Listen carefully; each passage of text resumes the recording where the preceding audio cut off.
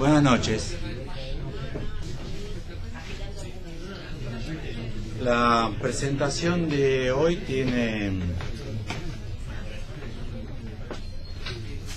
por título Ciencia y Psicoanálisis, y que es un tema que es el tema de mi investigación luego del otro Lacan, que para mí significó aclarar algunas cuestiones fundamentales de concepciones filosóficas, y en mi recorrido personal la vuelta a mi pregunta de los 18 años, y es la pregunta respecto a la validez del psicoanálisis. ¿Qué validez tienen los argumentos psicoanalíticos? Y en mí esa pregunta por la validez de los argumentos psicoanalíticos se presentó desde el inicio como qué validez científica tenían los argumentos, en ese momento para mí fundamentalmente freudianos. ¿Se escucha atrás? ¿Me escuchan bien? Más o menos. Sí, pero hay un pie para sostenerlo.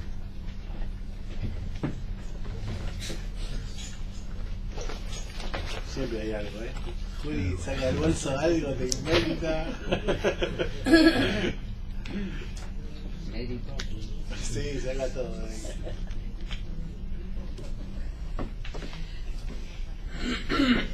Lo voy a decir en judío, que no nos falte. No nos falte. Con la manito, que no nos falte. Bueno, y ciencia y psicoanálisis, que es algo así como mi tema, creo, quizás valga la pena, que en vez de escribir la I griega, se podría escribir el poinçon, el rombo de Lacan. Entonces, ciencia y psicoanálisis, para estar todos advertidos que puede ser I, O, mayor, menor, el arco de izquierda a derecha y el arco de derecha a izquierda, para dejar abierto al estudio de las relaciones entre ciencia y psicoanálisis.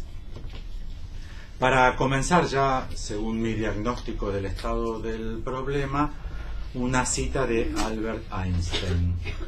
Es de una carta que Einstein escribe al doctor Gordon, un antropólogo.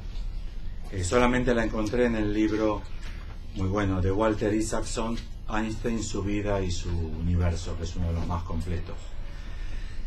Allí, bueno, antes, quizás no sea necesario, pero lo voy a aclarar.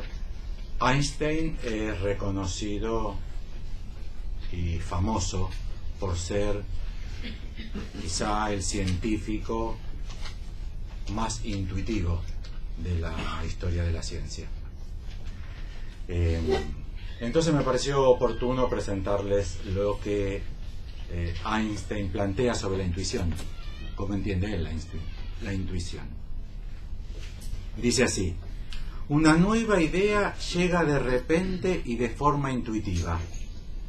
No se llega a ella a través de conclusiones lógicas conscientes, pero pensando en ella después, siempre puedes descubrir las razones que te han conducido inconscientemente a tu intuición, y encontrarás una manera lógica de justificarla. La intuición no es más que el resultado de la experiencia intelectual previa.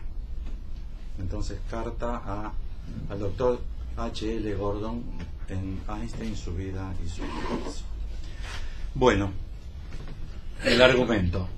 El proyecto o programa de investigación que Lacan propone al inicio de su enseñanza en 1953 en el discurso de Roma ha fracasado.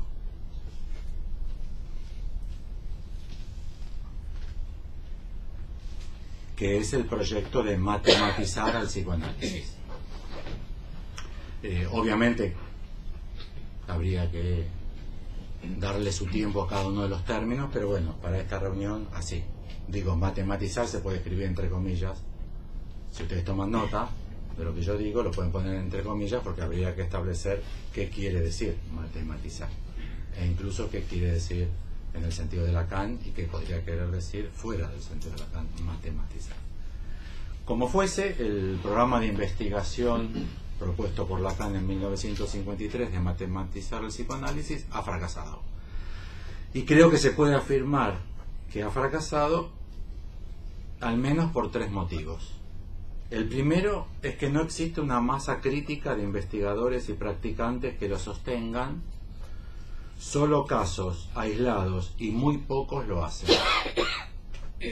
Segundo, cada vez menos se utilizan su modelo teórico y los conceptos, incluso en modo metafórico. O sea que los conceptos mediante los cuales Lacan intenta matematizar el psicoanálisis, hasta hace 20 años se los utilizaba en forma metafórica, o sea, no en sentido riguroso. Plano proyectivo, Kroskap, botella de Klein, lo que fuese, ahora ya ni siquiera. Y tercero, me parece que también es notable, y seguramente muchos de ustedes ya lo habrán notado también, se ha vuelto cada vez más a los términos y a la lógica de Freud. Contratransferencia, representación, aparato psíquico, represión, padre interdictor, complejo de Edipo, etc. ¿Por qué? O sea, la pregunta con la que yo trabajo es ¿por qué el programa de investigación que Lacan propuso y sostuvo y desarrolló durante 30 años, toda su enseñanza, los 27 años dedicados a la enseñanza? ¿Por qué? Porque se puede decir, se puede diagnosticar, se puede trabajar con la idea de que ha fracasado. A mi entender, solamente se puede decir ello desde la perspectiva notable, porque no cualquier cosa que uno dice y propone fracasa. Quizás ni siquiera existe lo que uno dice y propone. Nada. Para mí, por ejemplo, el Esperanto fracasó. Surgió, tuvo cierto desarrollo, había sociedades de Esperanto en todas las ciudades grandes de Occidente, en el periodo entre guerras. La de Buenos Aires estaba muy cerquita de la Facultad de Psicología, la Sociedad de Esperanto de Buenos Aires, y murió. No sé si será anticipado o no, me parece que no. El comunismo también murió.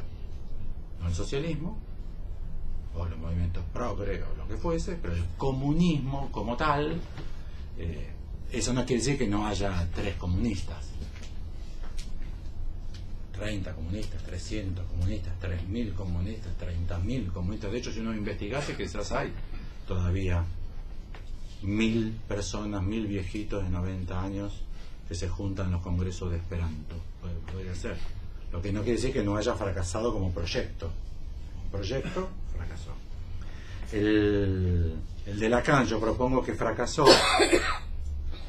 en el sentido de que desde hace 40 o 50 años la corriente psicoanalítica más vital, la que ha convocado a la gran mayoría de psicoanalistas nuevos, y casi todos los grupos de psicoanalistas nuevos que han surgido en todo el mundo son lacanianos. Lo que Lacan un poco rechaza y elabora en la conferencia que se llama el fenómeno lacaniano. O sea, hay un fenómeno lacaniano. Con lo cual el fracaso, para mí, es válido plantearlo, no solamente porque prácticamente nadie, salvo 2, 3, 5, 11 investigadores en el mundo, sostienen e intentan hacer avanzar el programa de investigación respecto a matematizar el psicoanálisis, sino que el psicoanálisis en su dimensión más vital hoy es lacaniano.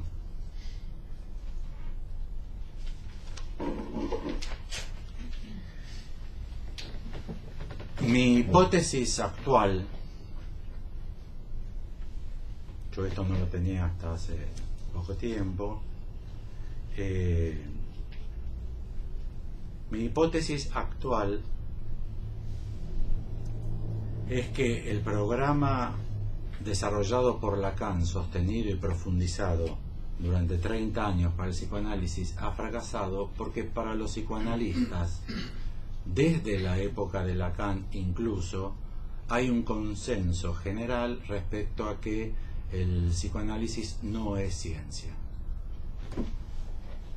Y hoy voy a comentar luego este cuadro, hoy hay que saber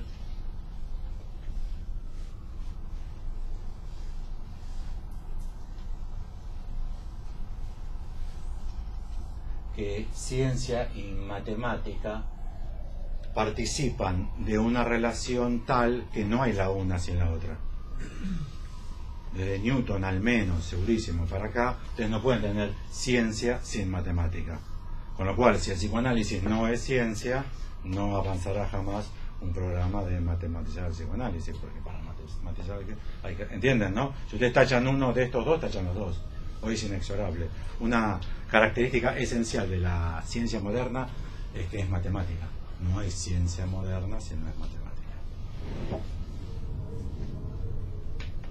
Si les parece, en algún momento podríamos revisar la bibliografía respecto a todas las corrientes epistemológicas del siglo XX, o sea, a las que nosotros tenemos acceso porque no somos especialistas, las que llegan a la divulgación, digo, y van a ver que en ese punto todas, absolutamente todas coinciden, salvo una que ya también está fracasada total, que es la de Mario Bunge, el último epistemólogo que sostuvo que no, que eso no es así, que no es esencial la relación ciencia-matemática para la ciencia, es Mario Bunge, pero ya está totalmente superado. Mario Bunge es del 50, del 60. La idea que a mí me parece que participa del estatuto de gran consenso entre los psicoanalistas, o sea, con todo lo que yo hablo, todo lo que yo leo, las publicidades que me llegan, de la masa amorfa de información a la cual yo estoy abocado a recibirla, pero obviamente será para mí siempre fragmentaria, serán ustedes los que me dirán, no, nada que ver, la gran mayoría de los psicoanalistas cree que el psicoanálisis es ciencia. Para mí esta idea, que la participa del mayor consenso, para mí es débil, pobre, insuficiente, mal orientada y poco reflexiva. Es lo mismo que decir psicoanálisis es ciencia. Si alguien dijese el psicoanálisis es ciencia, para mí sería una argumentación débil, pobre, insuficiente, mal orientada y poco reflexiva, que me obliga, obviamente el conjunto de estas características, a mí en lo personal me obliga a rechazarla por errónea. El psicoanálisis no es ciencia, es una idea errónea. El año que viene tengo un plan de desarrollar un curso, un seminario anual sobre la cuestión.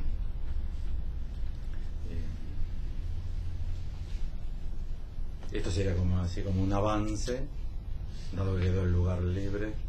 Estoy aquí porque Julián me invitó.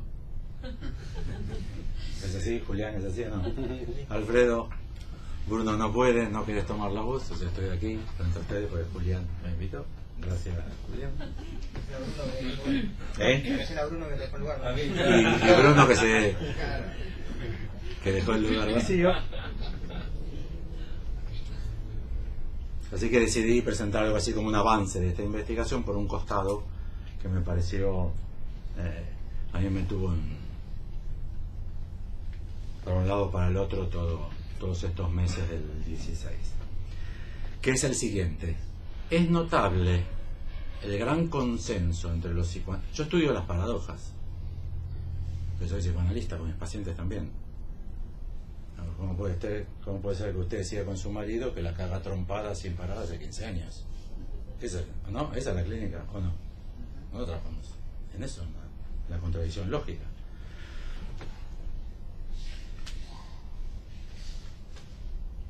Los psicólogos trabajan con la normalidad.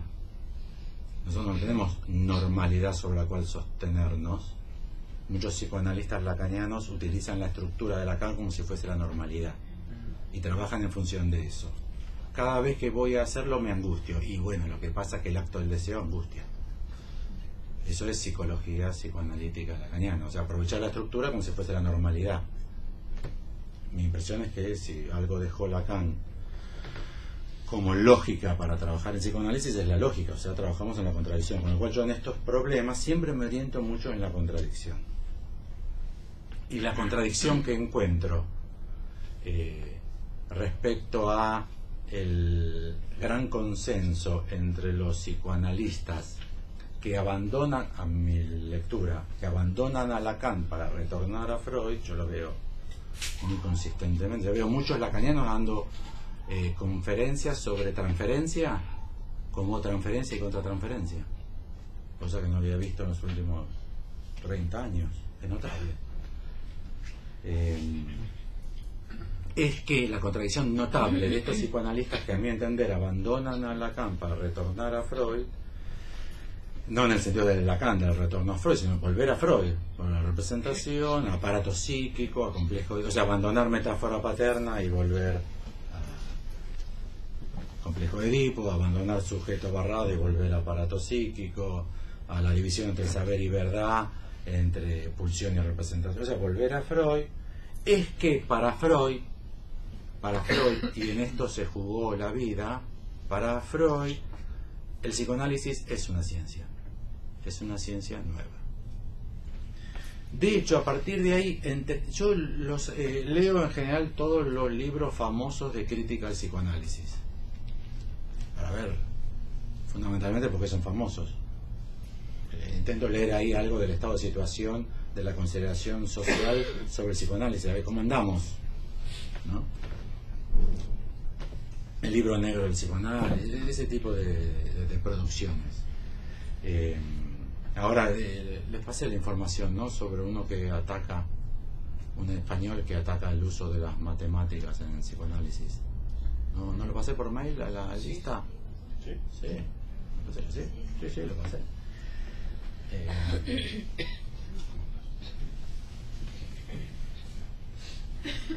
Entendí por qué la crítica a Freud, más sistemática, más vigorosa y más consecuente históricamente, es que el psicoanálisis no es una ciencia, es una pseudociencia.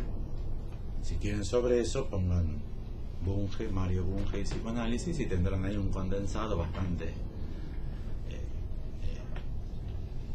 firmemente argumentado de por qué el psicoanálisis no es una ciencia. Yo no entendía por qué tanto la discusión iba por ahí, sino por qué no iba a la validez terapéutica del psicoanálisis. Los que son científicos, sea lo que eso quiere decir, podrían probar estadísticamente los resultados terapéuticos de las terapias breves y del psicoanálisis y ver si efectivamente las breves son breves y eficaces, si son breves, pero son breves como el orgasmo precoz, son breves pero los tipos hacen 20 veces. La terapia es breve, pero dice 30 terapias breves, me pone larga. Para las chicas no, para las chicas no es lo mismo, 30 breves no es lo mismo. Pero no hay estudios sobre eso. Siempre el estudio es sobre la falsación de los datos, si Dora se curó, si Ana O se curó, si Freud mintió, si no mintió, porque lo que está en discusión es si el psicoanálisis es ciencia o no es ciencia. De hecho, para Freud, la IPA, la International Psychoanalytic Association, la única finalidad que tiene es sostener el psicoanálisis como ciencia. Y para Freud, el único motivo para echar a un psicoanalista del gremio no es, por ejemplo, cogerse a una paciente. Jamás lo dijo, jamás. Es no sostener el psicoanálisis como ciencia. Jung. Después Melanie Klein, Anna Freud, cada loco con su tema, él no tenía problema. Y discutía las ideas, no digo que no, pero jamás se le hubiese ocurrido discutir las ideas y decir, como dijo Isidoro Beck, quien sostenga las sesiones cortas no es psicoanalista, tiene que ser echado porque no es psicoanalista. Para Freud también había motivos para echar a alguien del gremio, y era no sostener el psicoanálisis como ciencia, con lo cual, para Freud, la apuesta fundamental de su vida es que el psicoanálisis es una ciencia nueva. Viene Lacan, veremos qué, pero tiene un proyecto de matematizar el psicoanálisis. Los psicoanalistas lacanianos que se identifican con Lacan rechazan la matematización de forma global, sistemática, casi uniforme. Vuelven a Freud, pero vuelven afirmando categóricamente que el psicoanálisis no es ciencia. Habría que hacer una reunión completa, lo pienso hacer en el que viene, sobre praxis. Hay un digestivo que se llama praxis, no sé si uno lo toma para el dolor de panza. No eso, no el digestivo que se llama praxis, que es para gases. Praxis, siempre aparece uno que dice, no, psicoanálisis no es ciencia, es una praxis. Y habría que trabajar. Siempre lo que se ríen es que lo escucharon, ¿no? El psicoanálisis es una praxis, no es una ciencia, es una praxis. Lacan tiene una teoría desarrolladísima sobre praxis. Así que seguramente haremos una reunión para trabajar un poco con consistencia. Y que eso no sea solamente un eslogan o un latiguillo para evitar la discusión y sostener lo que podría llegar a ser un perjuicio. Ahora bien, ¿qué es ciencia para Freud? El psicoanálisis es ciencia. Ahora, ¿qué es ciencia para Freud? Y en esto les advierto que Freud es epistemólogo. O sea, tiene una concepción epistemológica firme. Freud trabaja el tema epistemológico. De hecho, le prometió a Jung en 1907 escribir un artículo que se iba a llamar Dificultad epistemológica del inconsciente. Pipí cucú. No sabemos qué pasó. Si no lo escribió, si lo escribió y no lo publicó. Pero observen que ya en 1907 Freud se da cuenta que hay un problema epistemológico con el inconsciente, con lo cual al menos entiendan que ya estaba al tanto de la discusión epistemológica. 1907 dice que Tausk se suicida porque se fue muy lejos con la epistemología. Saben que Tausk se suicidó y los motivos son medianamente oscuros. Bueno, de la bibliografía que recomiendo, que es Conferencia 32, Conferencia 35, Psicoanálisis y Telepatía, 2 artículos de enciclopedia, Contribución a la historia del movimiento psicoanalítico, que me parece que son los más condensados del desarrollo epistemológico de Freud. Me parece que se puede sostener que para Freud un saber y una práctica son científicos y responden a estos 4 principios. El primero, que ese saber y esa práctica, para ser considerado ciencia, tiene que ser empírico. Pero en Freud, empírico quiere decir experiencial, no experimental. ¿Entiende la diferencia? O sea, producto de una observación directa sin preconceptos. Si esto se realiza, entonces está en lo que para él es una ciencia natural u objetiva, que para Freud son sinónimos: ciencia natural u objetiva. Que sería este campo. Este es el, así, ¿no? Este es el campo para Freud de la ciencia.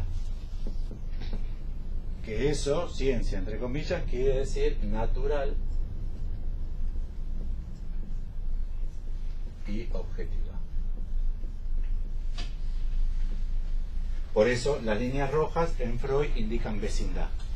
Por eso el psicoanálisis es para Freud vecino, está en vecindad con la biología y con la medicina. Y se opone, eso quiere decir las líneas verdes, como si fuese un igual tachado, se opone a filosofía, religión y arte, pero especialmente el trabajo de Freud es distinguirlo de la filosofía y la religión. Con el arte dice no pasa nada, así que como no pasa nada, no es peligroso. no es una cosmovisión peligrosa la del arte, salvo los fanáticos del arte, pues son una minoría, y yo les voy a proponer desarrollar que también para Freud la ciencia no es matemática, no debe ser matemática. Entonces A debe ser empírica o experiencial. Si ustedes escuchan esto considerandos fenomenológicos de Freud, van a ver que son los argumentos de los psicoanalistas, porque hay que analizarse para ser analista, que no es hacer ningún experimento ni verificar experimentalmente nada, porque es un saber al que se accede por la vía de entonces la vía empírica o experiencial. Es una idea muy peculiar de Freud sobre lo empírico en la ciencia del siglo XX. Segundo, su saber no debe ser completo.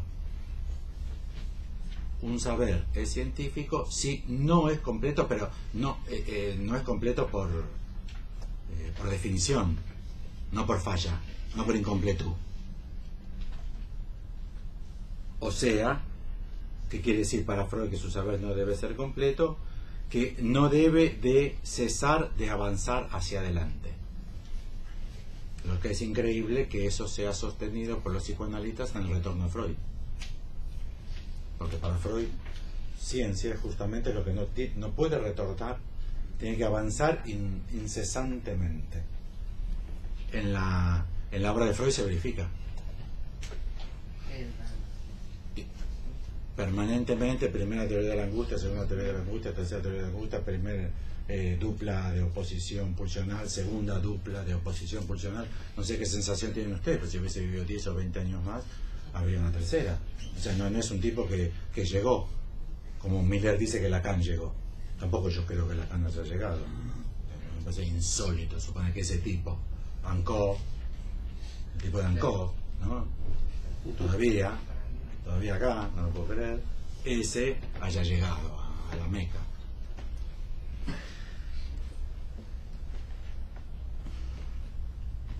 Y su saber no debe ser completo, eso es lo que lo opone a filosofía y religión. C debe poseer, esto es increíble, esto es increíble, debe poseer bases inseguras.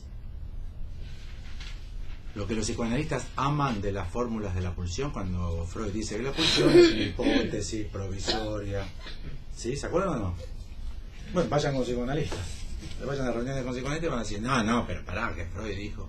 No, cuando dice Freud es biologicista, fíjate en la definición de pulsión, como dice Heidegger, es ultra biologicista Freud. Lo dice Heidegger, tiene razón, no hay que entender. Y siempre algún psicoanalista dice, no, pará, él dice que es hipotético. Dice que es hipotético porque debe poseer bases inseguras. Dice Freud así, no debe tener proposiciones apodícticas. Psicoanálisis, como toda ciencia para ser ciencia, no debe tener proposiciones apodícticas, que también podría ser dicho en términos coloquiales como preconceptos. Una proposición apodíctica son las afirmaciones que encierran una verdad concluyente que no deja lugar a discusión. A mi entender, lo podríamos discutir si nos quedan unos minutos. A, B y C, estas tres características de lo que es una ciencia para Freud, implica para Freud un rechazo de las matemáticas. A, B y C implican, porque las matemáticas no son experienciales, porque tienen principios apodícticos, porque sí trabaja sobre bases seguras. La matemática no entiende. No, D, que es A, B y C, la suma de A, B y C, Freud no lo dice. Freud no habla de las matemáticas. Que yo haya encontrado, nunca. Salvo como la palabra está en la lengua. Elegí psicología porque no tiene matemáticas. Que levante la mano que participa del caso. No, yo me anoté en psicología porque no tenía en su programa matemática. La única vez que lo hace así. Increíble. El delirio y los sueños en la gradiva de Jensen. Es la única vez que habla de matemática, Freud. Es genial, esto es espectacular. Vale la pena que nos demoremos para convencernos en casos patológicos.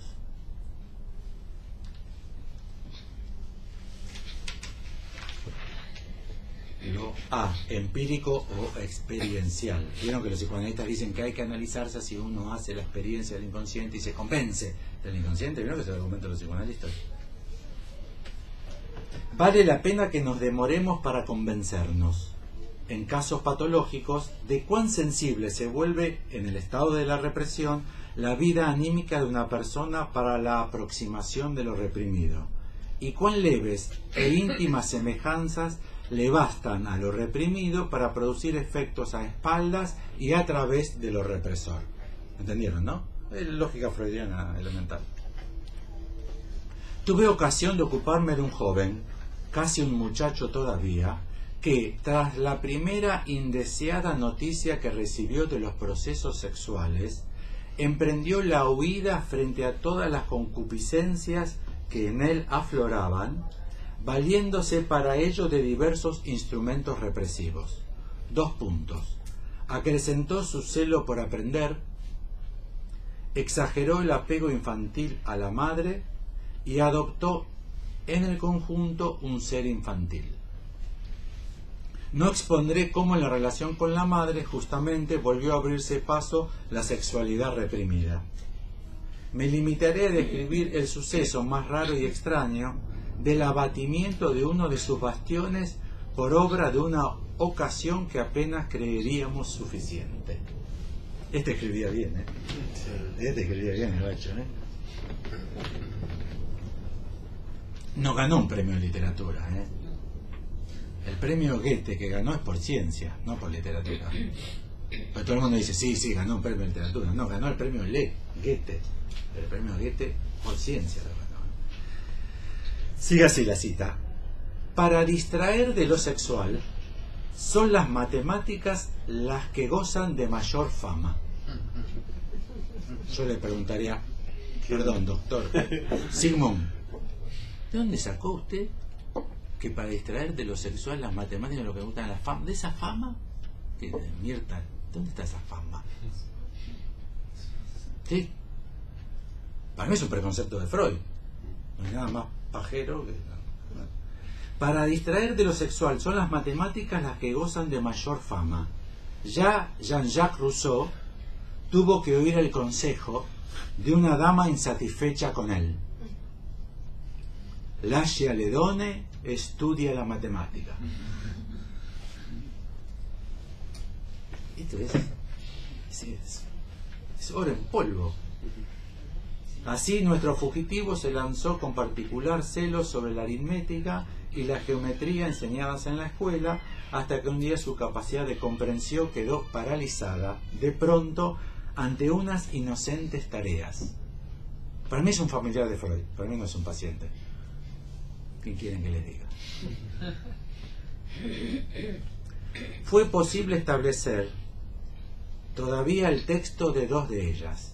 2 cuerpos chocan entre sí, uno a la velocidad, etcétera, etcétera, y la otra, en un cilindro de diámetro m, inscribir un cono. ¿Entienden lo que está diciendo Freud? Increíble. ¿Entendieron? Un cono que se tiene que inscribir. ¿Se puede creer? Una ingenuidad de preconcepto que... A raíz de esas alusiones, el acontecer sexual que ningún otro habría notado se sintió traicionado también por las matemáticas y también de ellas huyó. Parece Lelutier con el tema de Tales. ¿Tal cual? Sí, tal cual. Tal.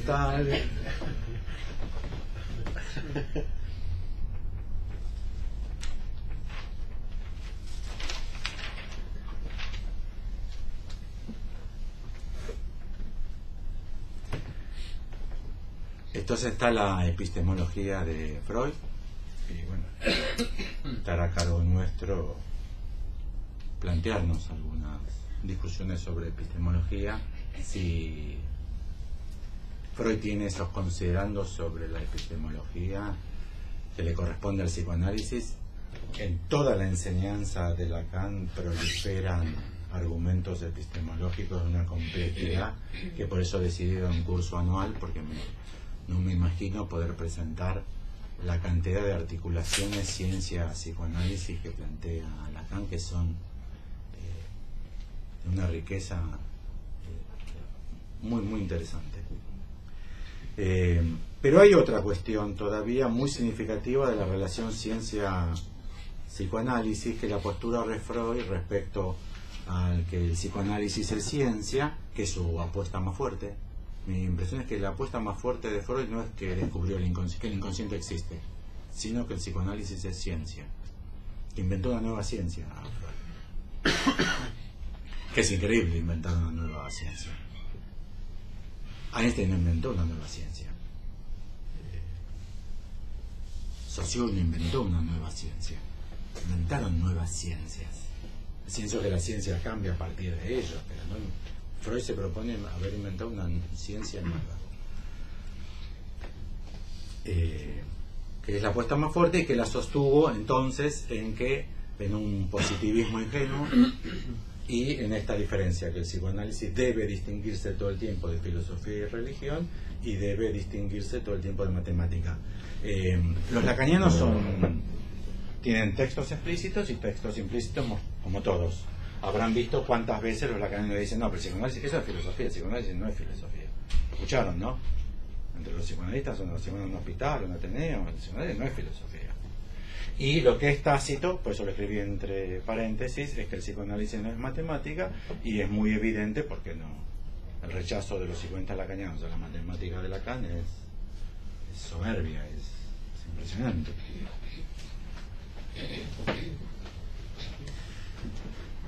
Pero más allá de esto, y es quizá el otro punto que quiero proponer a vuestra discusión, es que Freud, como todos nosotros, y ya desde hace varios siglos, para sostener una teoría de la realidad y para poder vivir en la realidad, necesitamos una concepción de materia, energía, tiempo y espacio.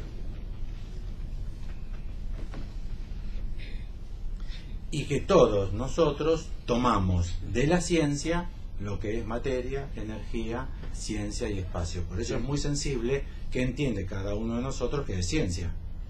Porque será en función de lo que vos entiendas que es ciencia, de donde tomarás que es tiempo, que es espacio, que es materia, masa o energía. ¿Entienden, no? Uno de los prejuicios más notables que reina entre los psicoanalistas, quizás sea un mito, un prejuicio, es que Freud sostuvo la noción de ciencia de su época. Es muy común de decir, bueno, pero en la época de Freud, eso, en la época de Freud, eso no está. Bueno, como convención de lectura, vamos a hacer así. Es convención de lectura, no es que la propongo yo. Sigamos la convención de lectura tradicional, que es Aristóteles es física antigua, Newton es clásica y Einstein y cuántica es moderna, para evitar la confusión de suponer que Newton es moderna. No alcanza con decir clásica, antigua y moderna. Hace falta hoy ya, y habría que ver si no más, y obviamente son cortes groserísimos que ningún epistemólogo aceptaría porque son tan groseros que, como decía yo, que el psicoanálisis no es ciencia, es erróneo por grosero, por débil, por mal pensado, por mal planteado.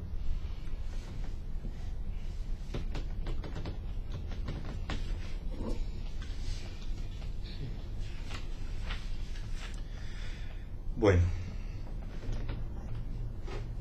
lo que voy a trabajar solamente hoy es de lo que Freud entiende que es ciencia, que es de donde él toma sustancia, materia, energía, tiempo y espacio. Vamos a trabajar solamente energía. Y van a ver que para Freud la energía opera como opera, libido, pulsión, goce. Porque es así, según la ciencia lo afirma. ¿Entienden? Si nosotros logramos demostrar que no es así, que la ciencia no afirma eso, que Freud se equivocó de cabo a rabo, entonces demos la fortuna de que se nos presente la pregunta, y entonces ¿por qué funciona así? ¿Entienden lo que estoy diciendo? Freud dice, la energía psíquica funciona así porque así funciona la energía. Y presenta su teoría de la energía, que es inercia. Pero si nosotros podemos demostrar que Freud se equivoca y que lo que él utiliza como inercia no es inercia, si él se equivoca de cabo a rabo, por eso digo que quería establecer antigua, clásica, porque van a ver que la física de Freud, vieron que se dice que Freud utilizó la ciencia de su época. Incluso Lacan tiene una ambigüedad con Helmholtz, Bruck y todos esos. No, Freud estaba, pero no pescó, No. Obviamente que por resistencia personal, no sé por qué motivo. Así que ahora vamos a 8 citas de Freud, de cómo funciona, 8 citas desde el proyecto hasta más allá, o sea, el arco completo. Hay más, elegí las 8 más claras y menos ambiguas. Hay otras 8 que yo las tengo ya marcadas que exigirían discusión, si dice lo que yo digo que dice. Estas 8 que presento, arrésteme sargento y póngame cadenas. Por esto, dice Freud, los estímulos, el sistema de neuronas está forzado. O sea, Freud dice, por esto, yo les digo a ustedes los estímulos, por esto, pero Freud no dice qué, pero el párrafo donde escribió lo dijo, por esto, los estímulos, el sistema de neuronas está forzado a resignar la originaria tendencia a la inercia, es decir, al nivel cero. ¿Lo leo de vuelta? Los estímulos hacen funcionar a la neurona de una manera que no es la manera fundamental de funcionar las neuronas. ¿Cuál es la manera fundamental de funcionar las neuronas? No moverse de su lugar. Y para Freud eso es inercia. Por esto el sistema de neuronas está forzado a resignar la originaria tendencia a la inercia, es decir, al nivel cero. Proyecto de psicología. Tengo 3 citas del proyecto. En efecto, siendo consabida para nosotros una tendencia de la vida psíquica, la de evitar displacer, estamos tentados a identificarla con la tendencia primaria a la inercia. Tendencia originaria primero, tendencia primaria en la segunda cita. La tercera, en el dormir, el individuo se encuentra en el estado ideal de inercia, aligerado del reservorio de Quen, o sea, aligerado del reservorio de energía. El estado ideal del individuo es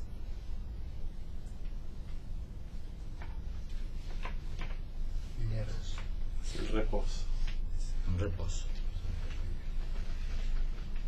Manuscrito K. Existe una tendencia defensiva normal, o sea, la repugnancia a guiar la energía psíquica de suerte que genere displacer. Esta tendencia, que se entrama en las constelaciones más fundamentales del mecanismo psíquico, ley de constancia, no puede ser vuelta contra las percepciones, pues éstas saben conquistarse la atención, solo cuentan contra el recuerdo y representaciones del pensar.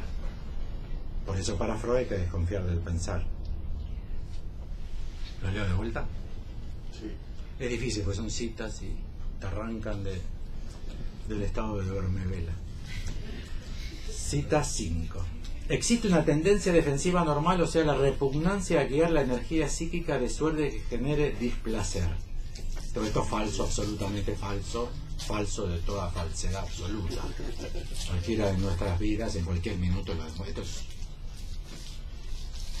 Existe una tendencia defensiva normal, o sea, la repugnancia a guiar la energía psíquica de suerte que genere displacer.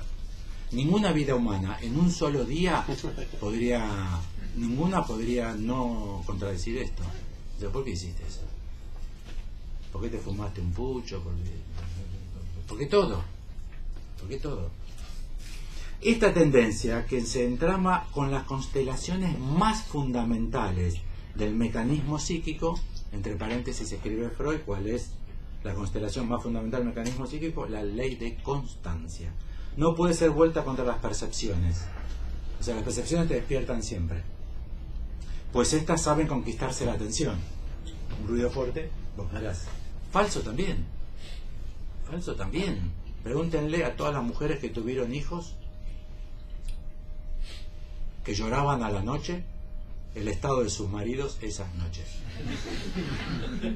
Yo ya, ¿saben lo que hacía yo? Ya me había dado cuenta del problema. Entonces me despertaba a la mañana y decía, ¿cómo durmió anoche? Porque al principio decía, qué bien que durmió anoche. Decía, hijo de puta, lloró de 3 a 4, vos ni escuchaste. ¿Sí o no? Los varones no pueden dar testimonio. No, nosotros no escuchamos llorar a los bebés. Se llama sueño de nodriza. Las mujeres o las nodrizas tienen el oído atento y entonces escuchan al bebé. Se llama sueño de nodriza, es un fenómeno universalmente conocido. Freud lo desmiente. Dice que frente a las percepciones no hay forma de evadirse. Que puedes evadirte del pensar. ¿De qué hay que desconfiar? Del pensar. Hay que confiar en la vivencia, las sensaciones. Por eso, ¿cómo te haces analista? Tenés que analizarte. 2 más 2 es 4. Es así. Un caso de paranoia que contradice la teoría psicoanalítica. O bien, para decirlo de otro modo, esta inercia física especializada no es sino una expresión distinta, aunque difícilmente mejor, de lo que en el psicoanálisis estamos habituados a llamar fijación. La leo de vuelta. O bien, para decirlo de otro modo, esta inercia física, la ley de la física, la inercia física,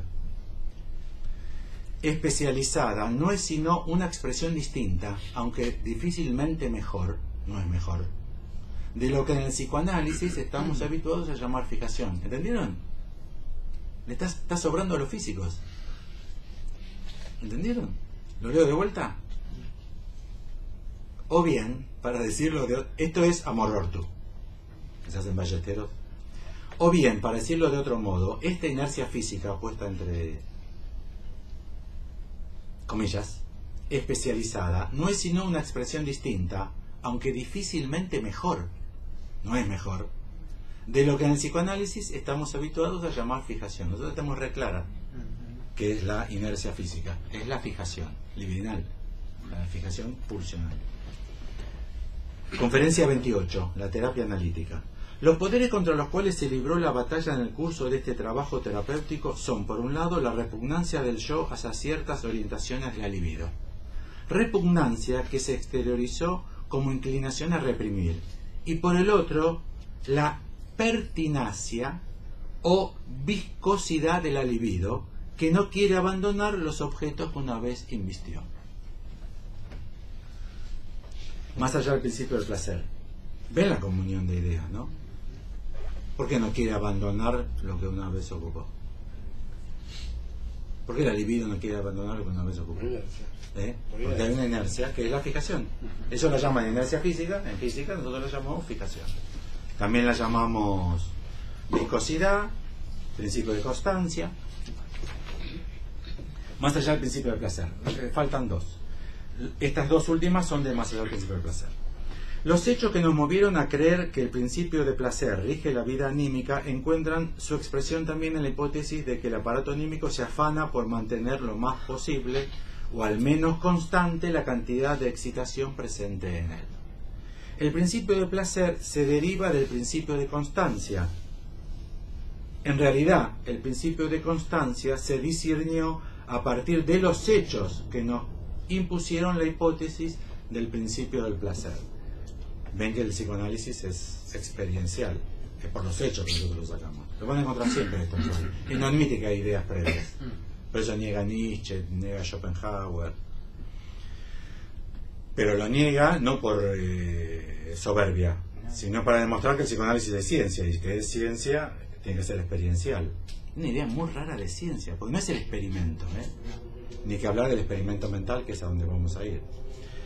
Por otra parte, en un análisis más profundizado descubriremos que este afán, por nosotros supuesto, del aparato anímico se subordina como caso especial bajo el principio de Fechner de la tendencia a la estabilidad, a la que él refirió las sensaciones de placer y desplacer.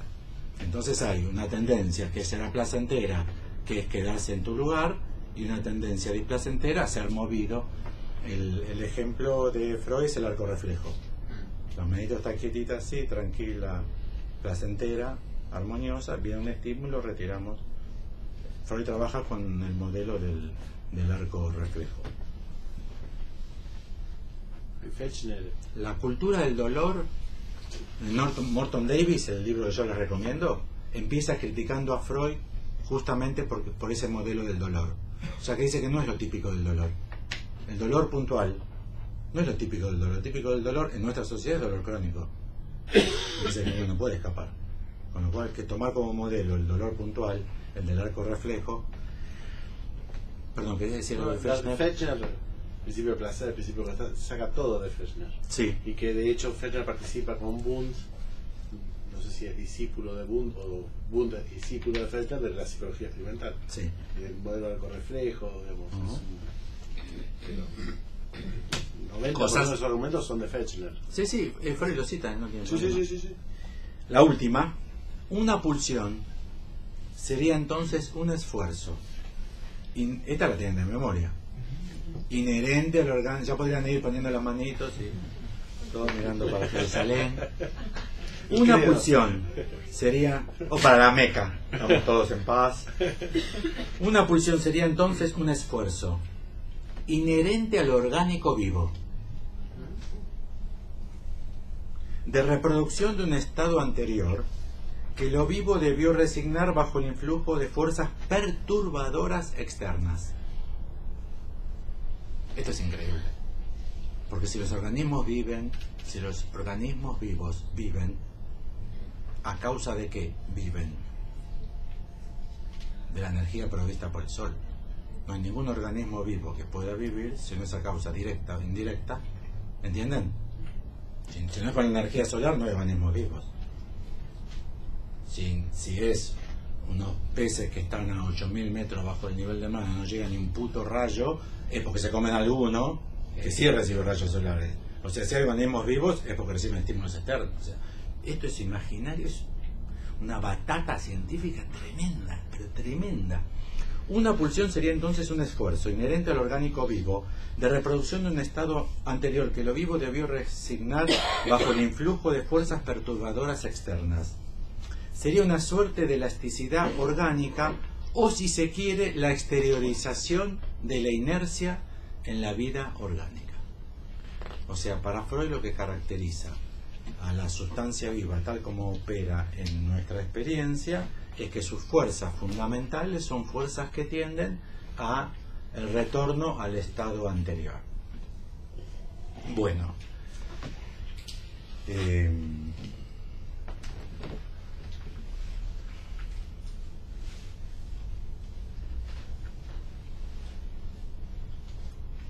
quizás Freud, yo no sé alemán, sé yiddish, que es un rudimento para algunas palabras, pero no sé alemán.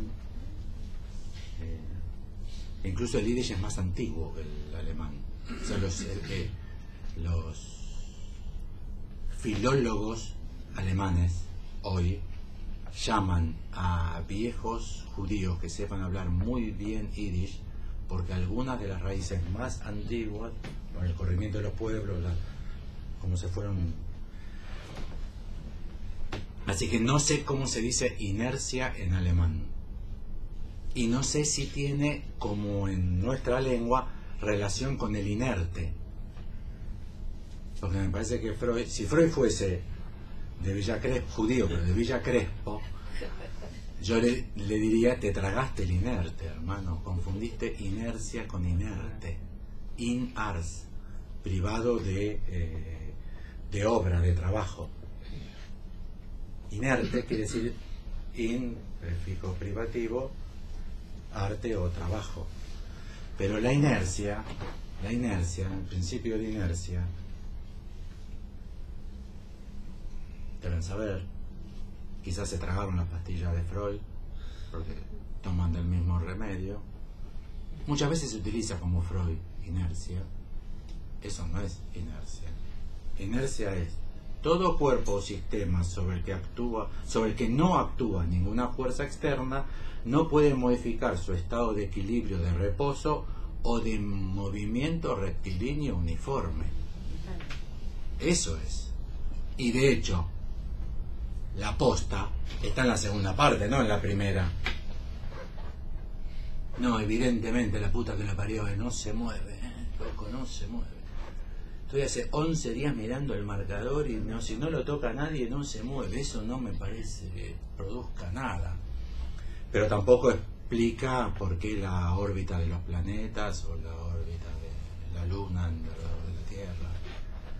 Todo cuerpo o sistema sobre el que no actúa ninguna fuerza externa no puede modificar su estado de equilibrio, de reposo o de movimiento rectilíneo uniforme.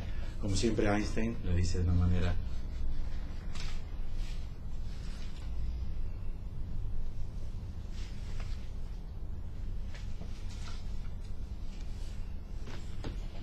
Como es sabido, la ley fundamental de la mecánica, con lo cual el principio de inercia es la ley fundamental de la mecánica, de Galileo y Newton, porque es de Galileo.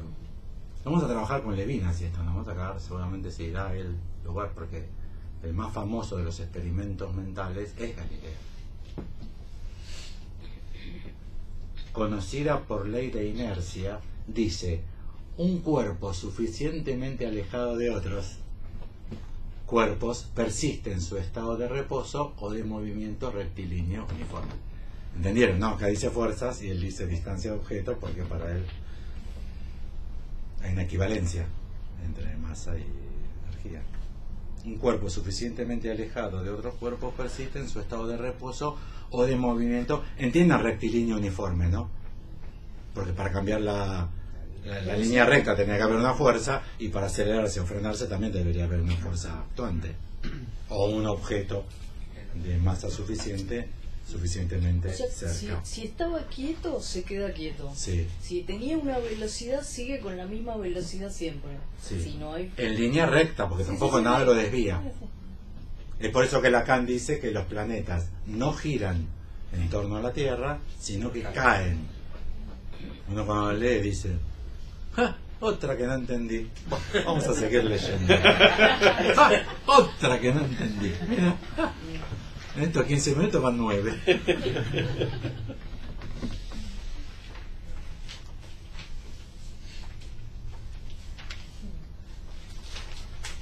Quiero leerles una cita de Lacan. Seminario 2, 2 de febrero de 1955, página 165. Los 3 seminarios más fuertemente epistemológicos de Lacan son el 2, el 11 y el 17, obviamente. Dice Lacan en la página 100, esta es la versión oficial, 165 de Payos.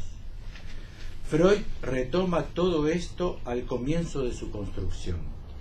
Parece ya introducir ahí la noción de un equilibrio, o dicho de otro modo, de un principio de inercia. Pero esto no es legítimo.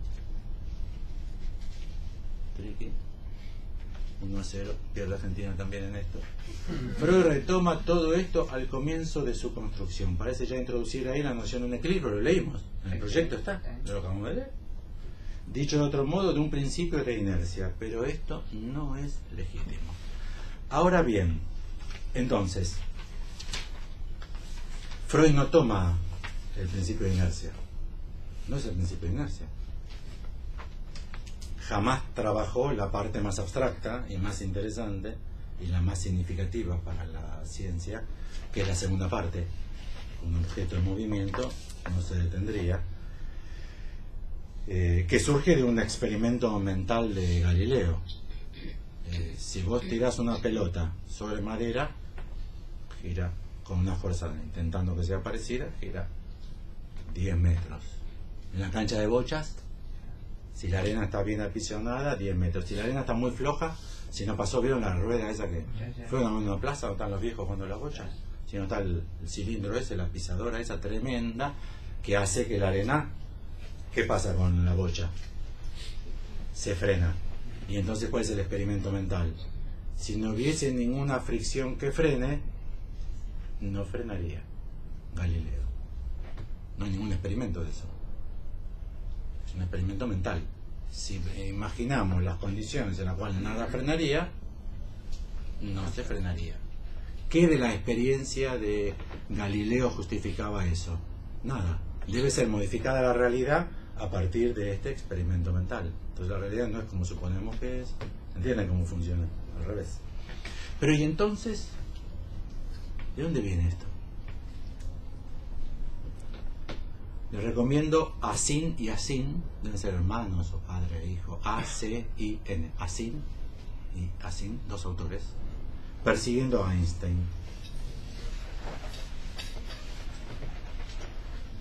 Tres citas.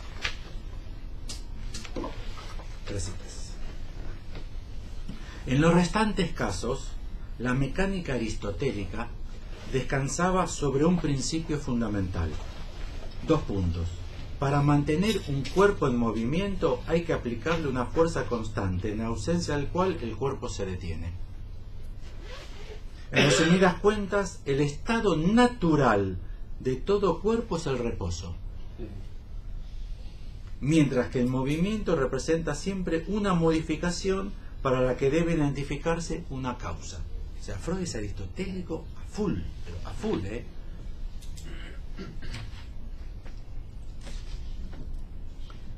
perdón, página 20. Este libro está muy bueno para Einstein, No es notablemente crítico de Einstein. Están los errores de Einstein. Einstein tiene 2 pequeños errores. 2. Rechazó la física cuántica y rechazó el Big Bang. Salvo eso, todo muy bien. Increíble. Él generó la física cuántica y el Big Bang. Se deducen de desarrollo de su teoría. Y rechazó la física cuántica y el Big Bang. Increíble. Página 23. Más allá de su aplicación práctica, la aceptación del principio de inercia conlleva una reformulación radical de nuestra manera de entender la realidad. Antes de él, o sea, del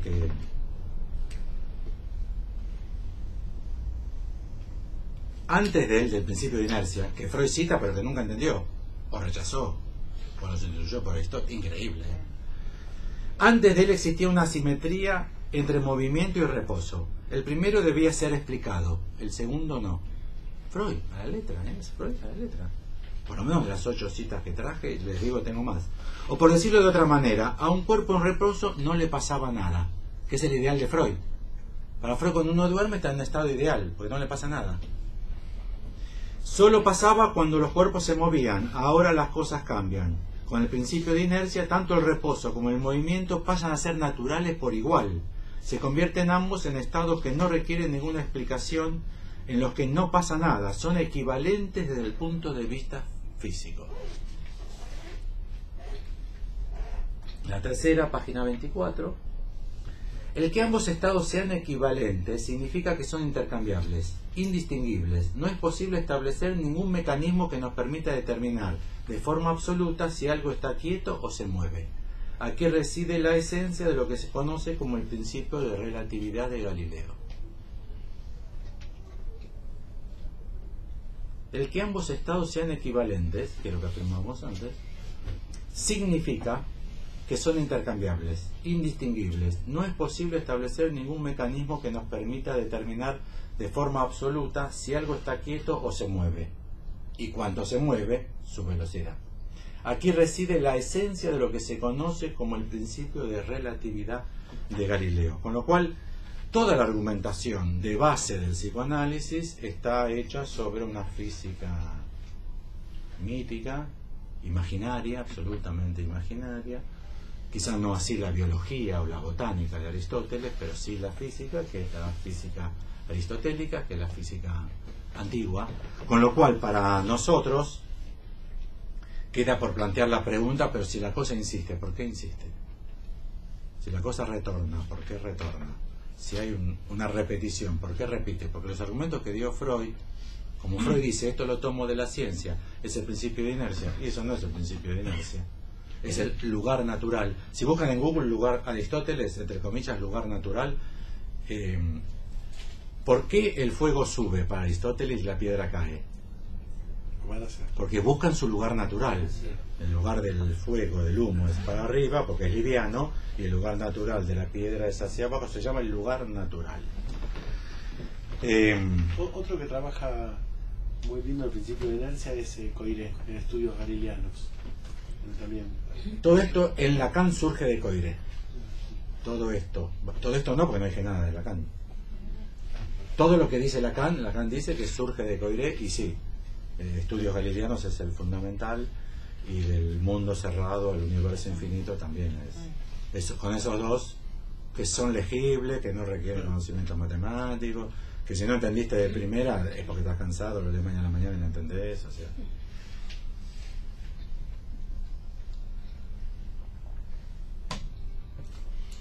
Habría una posibilidad, con esto cierro y vamos a tener 15-20 minutos para conversar, si hay que conversar. Con lo cual nos queda entonces explicar por qué eso insiste, y quizás ahí venga como elemento para pensar otra legalidad que quizás sea interesante incluir, que es la que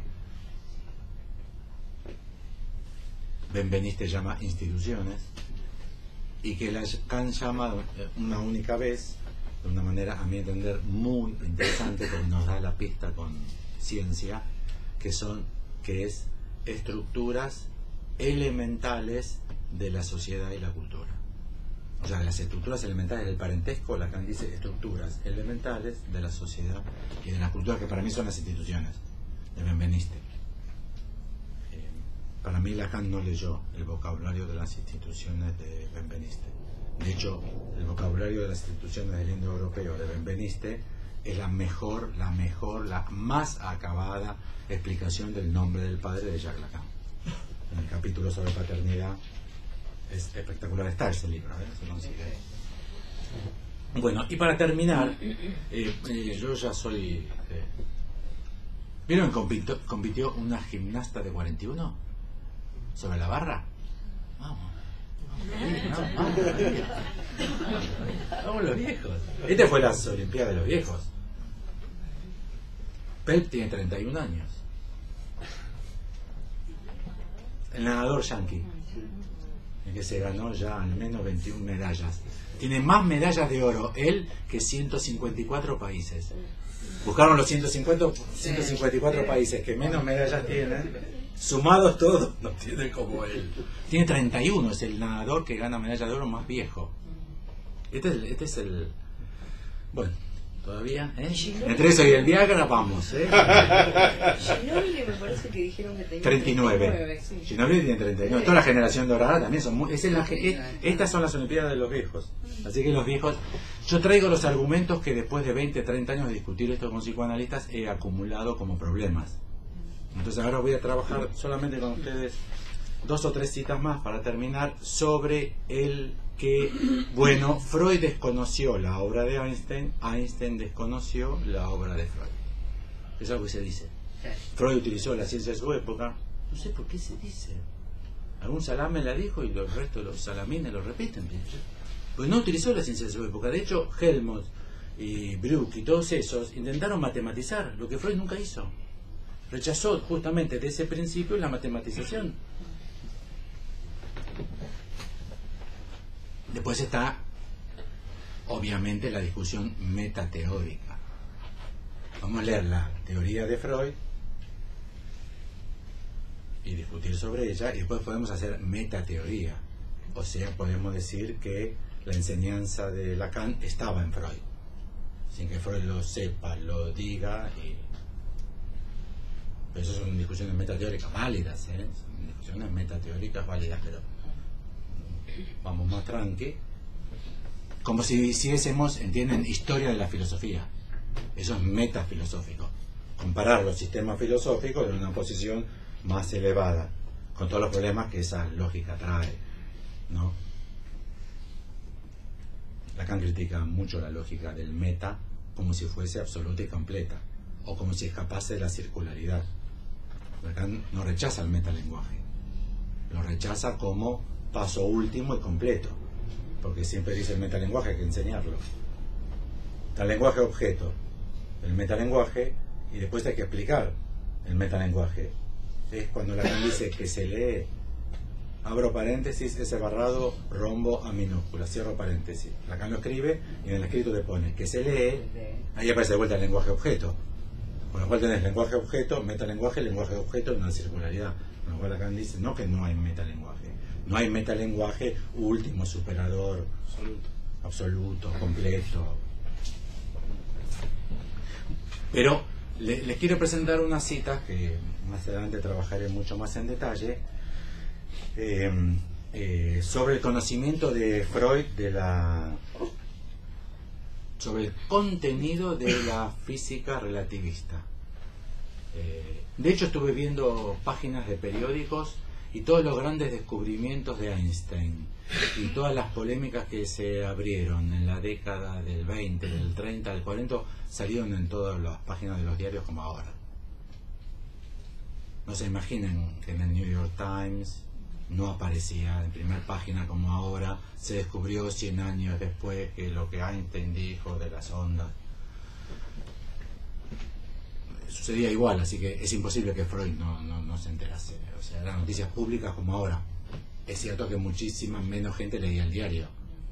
En 1930, 1940 la cantidad de diarios o consultas de internet eran muchísimos menores, pero no creo que sea el caso de Freud y de sus allegados. Era popular en esos sectores. Si les interesa, les traigo las páginas de los periódicos donde se anuncia los grandes descubrimientos de Einstein, de la cuántica. En diarios yanquis. Pues yo no estudio en yanquis, pero bueno. En la conferencia 35, de los tres poderes que pueden disputar a la ciencia su territorio, el único enemigo serio es la religión. El arte es casi siempre inofensivo y benéfico, no pretende ser otra cosa que una ilusión. Esto de benéfico, todos prejuicios. Preguntá a la Cordera. El arte es casi siempre inofensivo y benéfico. Preguntá a la Cordera. Está jodido Cordera, ¿eh? Ya le suspendieron todos los shows hasta fin de año, entonces cayeron todos. Y ya le plantearon unas cuantas. Es un delito grave, ¿eh? Es apología del delito, es un delito grave ese, ¿eh? El arte es casi siempre inofensivo y benéfico. La filosofía no es opuesta a la ciencia. De las tres cosmovisiones opuestas a la ciencia, la religión y el arte. La filosofía no es opuesta a la ciencia, ella misma se comporta como una ciencia. En parte trabaja con iguales métodos, pero se distancia de ella en tanto se aferra a la ilusión de poder brindar una imagen del universo coherente y sin lagunas. Es la completud. Mira que yo decía que tiene que ser un saber incompleto que siempre avanza. Pero miren cómo sigue. Imaginen que, no obstante, por fuerza se resquebraja con cada nuevo progreso de nuestro saber. Desde el punto de vista del método, la filosofía yerra sobreestimando el valor cognitivo de nuestras operaciones lógicas. Ahí está el prejuicio. Por eso es anticientífico radical. Freud, el psicoanálisis, y por eso no se admitió el programa de investigación que propuso Lacan. La filosofía yerra sobreestimando el valor cognitivo de nuestras operaciones lógicas. Y tal vez admitiendo otras fuentes de saber como la intuición. Ley de Einstein, la intuición, para la física relativista restringida y generalizada. Bueno, esta es más peor. De la misma conferencia 35, acerca de la cosmovisión, hay que leer la conferencia 35. Y es la última. Tengo el deber de considerar todavía otras cosmovisiones que se sitúan en oposición a la científica, pero lo haré a disgusto, pues sé que carezco de la requerida competencia para enjuiciarlas. Este es un vivo. Reciban pues las puntualizaciones que siguen bajo la reserva de esta confesión, y si ellas despiertan su interés, busquen mejor enseñanza en otro lugar. Es un vivo este. En primer término, cabría mencionar aquí los diversos sistemas filosóficos que han osado trazar la imagen del universo tal como se despejó en el espíritu del pensador, extrañado del mundo las más de las veces. ¿Entiendan, no? Para Freud, el filósofo es un extrañado del mundo. O sea, se le ocurrió, un pajero. Para Freud, la fantasía es pajera. Para Freud la fantasía es pajera. Pero ya he enseñado una caracterización general de la filosofía y sus métodos, lo que yo leí antes, y en cuanto a apreciar los sistemas singulares, habrá pocas personas cuya incompetencia sea tan grande como la mía. Atendamos entonces a otros dos fenómenos que no pueden ser ignorados, particularmente en nuestra época. Es un mentiroso total. Schopenhauer sabía perfectamente bien, Nietzsche sabía perfectamente bien. La crítica a Hegel es tremenda. Una de esas cosmovisiones es, por decir, escuchen esto,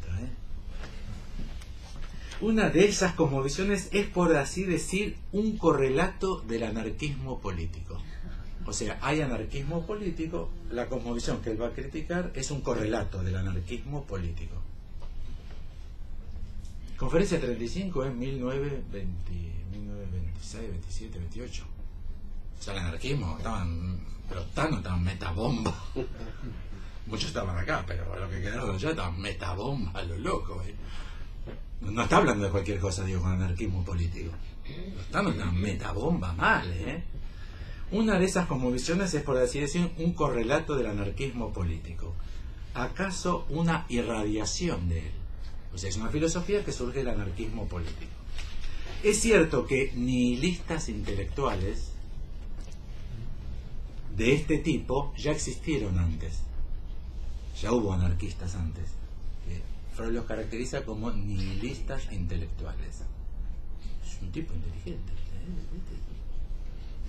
Lo que pasa es que en Freud hay que ponerlo en una posición para poder leerlo. Hay que ver de qué se está hablando, en qué contexto estamos, pero es un autor.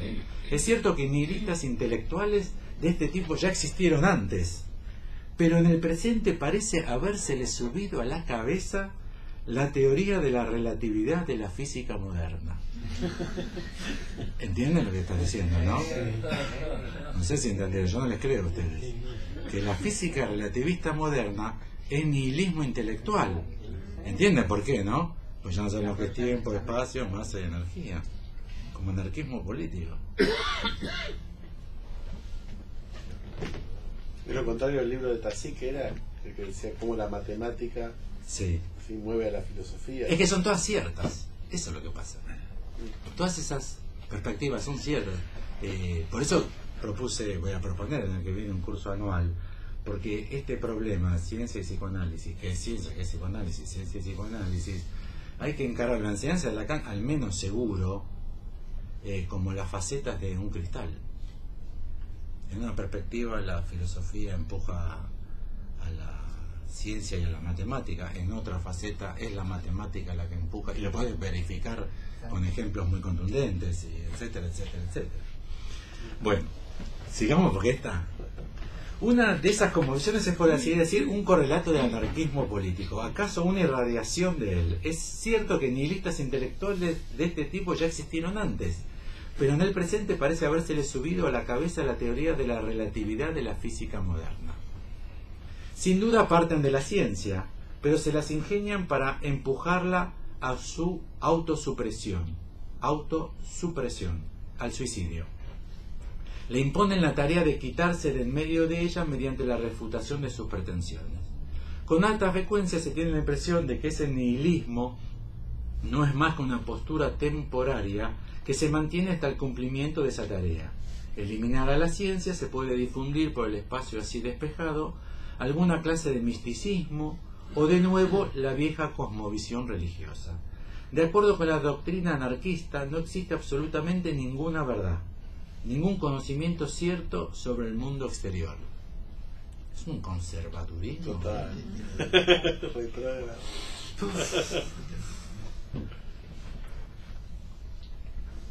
Es notable porque son los... Dejemos de lado a Marx, que no lo hemos estudiado con desarrollo, pero Einstein y Freud son los dos subversivos del siglo XX, que son dos conservadores, pero espeluznantes. Einstein rechazó la cuántica y el Big Bang. Dos ejemplos.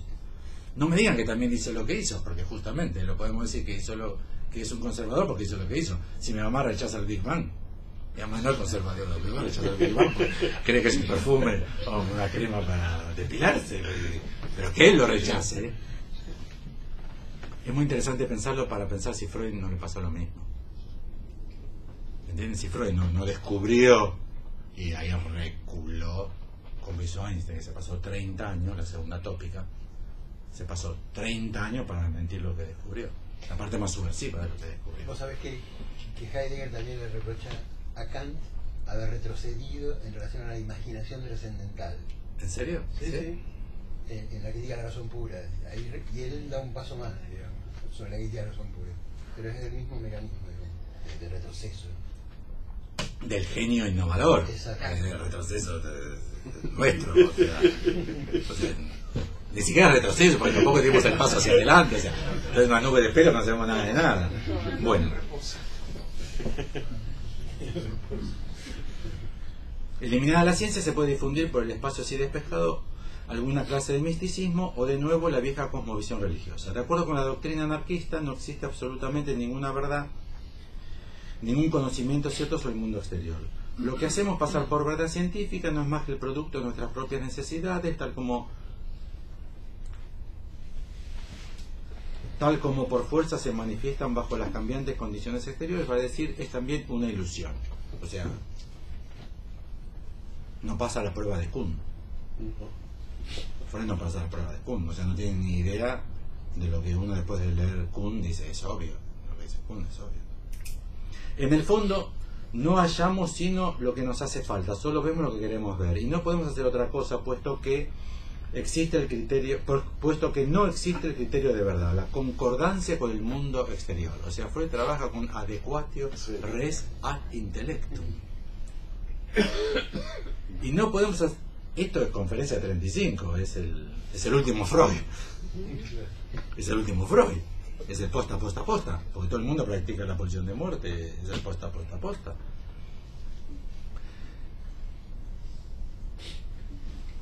Puesto que no existe el criterio de verdad, la concordancia con el mundo exterior, no interesa a qué opiniones adhiramos. Todas son verdaderas y falsas por igual, y nadie tiene el derecho de imputar error a los demás.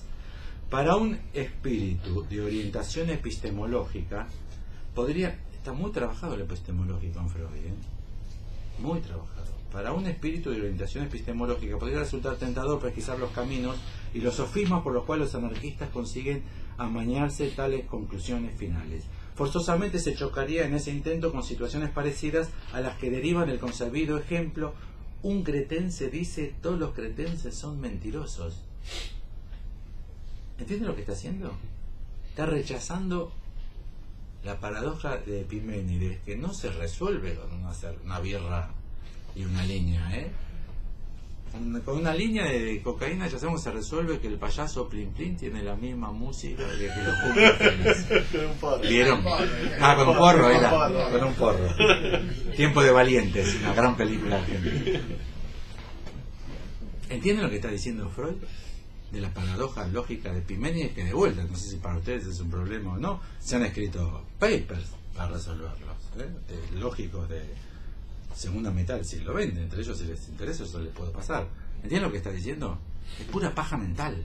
Hay mentirosos y hay tipos que dicen la verdad. Eso está diciendo Freud.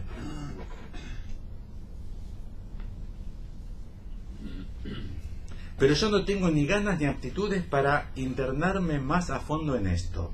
Solo puedo decir que la doctrina anarquista suena tan grandiosamente superior mientras se refiere a cosas abstractas.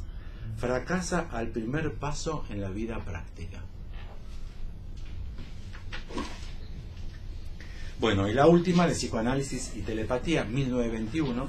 Perdón, ahí lo último también, eso también, la crítica a lo abstracto, sí, como paja. Sí, ¿no? Como... Por eso el psicoanálisis tiene que ser experiencial, y por eso no puede entrar nunca Lacan, porque Lacan te lleva a reflexionar, y para el psicoanalista reflexionar es un extravío, te pierde de la realidad, de las cosas concretas, reales.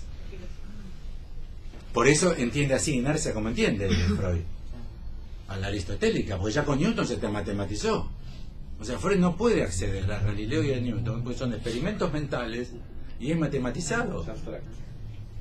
Puramente abstracto. Bueno, y la última, el psicoanálisis y telepatía. Entiendan el tema del psicoanálisis y telepatía, ¿no? Telepatía es falsa ciencia. ¿Cómo hace el psicoanalista para saber lo que está dentro del otro? Es álgido, por eso Freud escribe Freud es serio. El descubrimiento del radio ha arrojado tanta confusión cuanto que ha ampliado las posibilidades de explicación del mundo físico. O sea, lo oscurí. Descubrimiento del radio, lo oscurí. De hecho, lo cita a Curie, a Kepler. El descubrimiento del radio ha arrojado tanta confusión como ha ampliado las posibilidades de explicación del mundo físico. Ya si me presentás así, yo te mando al carajo. A veces medio jodido, pero buen tipo.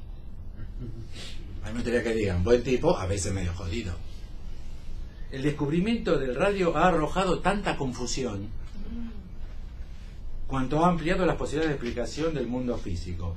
Y la intelección que acaba de obtenerse de la llamada teoría de la relatividad ha tenido el efecto en muchos de sus incomprensivos admiradores de reducir su confianza en la credibilidad objetiva de la ciencia. Miren si sabía o no sabía de Einstein. Por lo que sigue.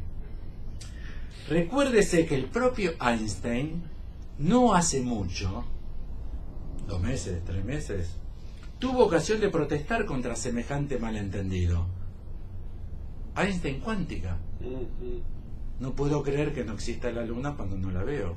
Saben que uno de los argumentos es Dios no juega a los dados, que es en la correspondencia a Born. Interesantísima. No Bohr, Niels Bohr, Born, el alemán. También un capo de la cuántica. Porque ya se dio cuenta Freud que Einstein rechazó aquello que de la física relativista lo llevaba a lo que Einstein creía que no era objetivo. Por ejemplo, el mundo probabilístico o la inexistencia de las cosas cuando no son observadas. En física cuántica, observar, saben lo que es, ¿no? Es golpear algo. La energía mínima es un paquete de energía y no decrece infinitísimamente. Es un quantum, un paquetito. Tiene una cifra y todo, que es la constante de Planck. Que Planck creyó que era una idea nada más para resolver algunas ecuaciones. Nunca creyó que existiese, ¿eh? Es genial la historia esta. Que es la constante de Planck, el quantum. Para vos conocer una sustancia de esa índole, tenés que es invisible bajo ninguna forma, tenés que golpearla. Y golpearla produce el ver. ¿Sí? Entonces, vos tenés esto acá, que lo has visto, porque lo has golpeado. O sea, un acelerador de partículas dispara una partícula que golpea a otra. Justamente porque es la única forma de ver, está el principio de incertidumbre. Porque para ver tenés que incidir. Interesante para salir de la estúpida neutralidad del analista. Nosotros para ver tenemos que incidir. No hay forma neutra de ver. Y por eso Lacan introduce el deseo del analista, que es el deseo del físico. Dice Lacan. Dice Lacan, el deseo del psicoanalista es el deseo del físico moderno, es el físico. Entonces vos, con otra partícula chocás y ves, se produce un destello, ningún destello, en la computadora aparece un registro. Luego aparece otro. Entre acá y acá no hay ser, no hay nada, no se sabe. Se lo vio acá, tiempo 1, se lo ve acá, tiempo 2, no hay. ¿Entienden que desaparece la realidad objetiva? No existe, no hay ser, no se sabe cómo decir. Bohr dice, esto no sé ni cómo decirlo, no hay palabras. Heisenberg en el libro de Filosofía y Física dice lo mismo, ¿no? Los lenguajes no admiten estas lógicas. Pero entonces observen que Freud conocía al detalle la física relativista en sus consecuencias filosóficas, que la rechazó y estaba tan al tanto de la polémica que incluso conocía como Einstein rechazaba que la teoría de la relatividad sea utilizada para la disolución de la realidad objetiva.